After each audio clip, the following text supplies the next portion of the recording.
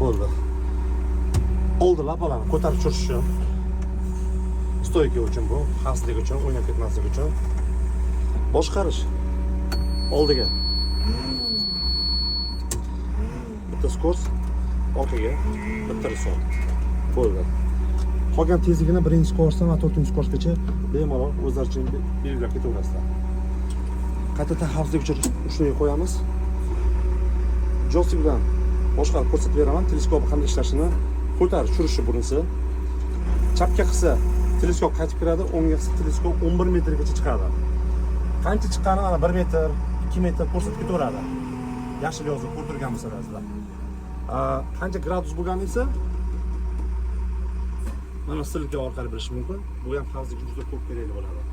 Bu rechak esa tovushni ochib to'qish uchun. Bu ham villa, ham kran, ham gidromonlik hamma narsa bo'lsa bo'ladi. Bu bilan ancha 20 ta yaqin chiqsa bo'ladi bu bilan. Bu esa gidravlikasi qo'shimcha narsani o'lagan paytda ishlatiladi. Hozircha bo'lgani uchun buni ishlatib ko'rsata olmaymiz. To'g'ri og'irligi 10 tonna ekan, narxi $82 ming.